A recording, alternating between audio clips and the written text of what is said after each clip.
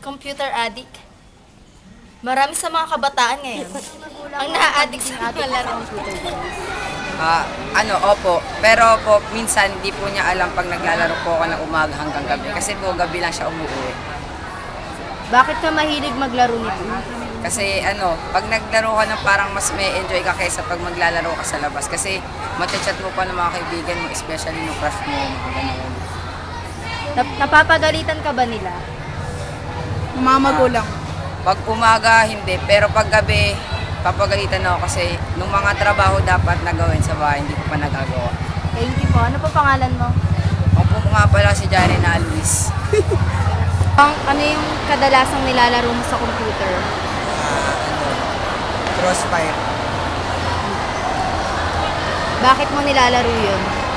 Kasanayan eh. Minsan ba may nararamdaman ka? Tulad ng pagsakit ng mata mo at iba pa. Minsan pagka masyado nang mahaba yung paglalaro. Ano namang pakiramdam mo kapag nakakapaglaro ka? Masaya. Sige, salamat. Ano pangalan mo? Shen po. Thank you. Games at naaaliw kayo ng sobra. Sa computer games po kasi, mabisa siyang pampalipas oras, tapos nakakapanlibang din siya, tsaka kapag naglalaro ka ng computer games, nalilimutan mo lahat ng problema mo. Ititigil mo ba ang paglalaro nito?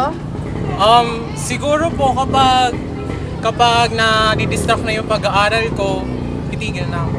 Anong mabuting na idudulot nito sa'yo? Yun nga po, na nakakapaglibang po ako, tsaka nalilimutan ko yung mga problema ko sa school, sa family. Ano pong pangalan niyo? Ano pong pangalan? Wala po pangalan niyo? Mark John Posa po, Lang. Thank you po. ng 81 po. Sige po, thank you po.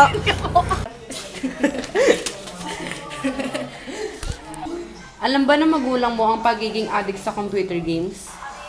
Alam po niya, minsan nga po nagagalit na po siya. Bakit ka mahilig maglaro nito? Kasi ang kinaadikan ko lang naman talaga sa computer ay yung pag-Facebook.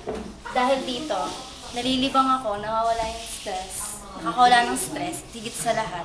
Nakakapag-update and naano ko yung mga friends ko, yun lang. Sikat ka ba sa Facebook? Famous, yun. Okay na. Sa karaniwang ang ginagawa lang. Totoo. Papunta naman po tayo ngayon sa isang computer shop na karaniwang ang kinaadikan lang ay ang pag-i-FB. Narito na po tayo ngayon sa computer shop mismo kung saan maraming mga kabataan ang nanguhumaling sa mga online games. Tara, pasok tayo.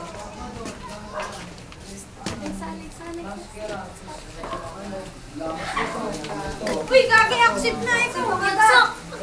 Uy, accept. Uy, kamaskar. Iipi ko to, Eko. Sino pa yan?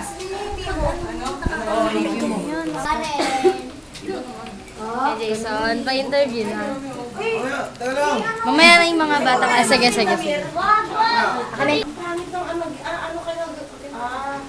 Doon na kayo sa 15 pesos, doon na kayo pumunta sa 10 piso. Para ka na sa palengke. Yan. Ano po yung nararamdaman nyo na nakikita nyo po yung anak mo na kadalasan naglalaro ng computer? Okay lang. Hindi po kayo nagagalit? Hindi. Okay lang kasi matututo siya bilang mag-ano ng computer, like magawa ng Paano po yung project. paano po yung mga online games na kadalasan po nagiging dahilan po ng pagda-drop out ng mga bata? Ay, yun ang hindi na magaling. Yun ang hindi na maganda. Pahihintuin niyo po ba Pero- sila sa paglalaro? Hindi. Kasi sa malulun sila sa mag-drugs, okay na yung computer kasi anak ko IT. Sige po, thank you. Salamat po, thank you po. Ano pong pangalan niyo? Erlinda, Hilario Pancho. Sige po, thank you.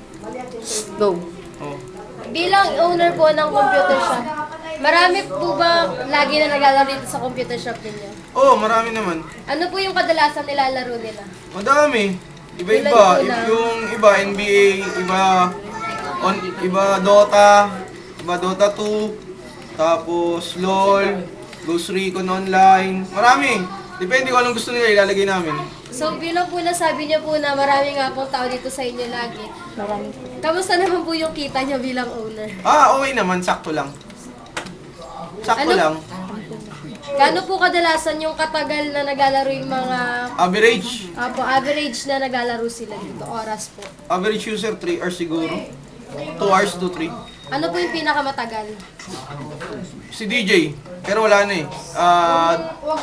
12? 12 hours? Walang hinto-hinto yun. Walang hinto.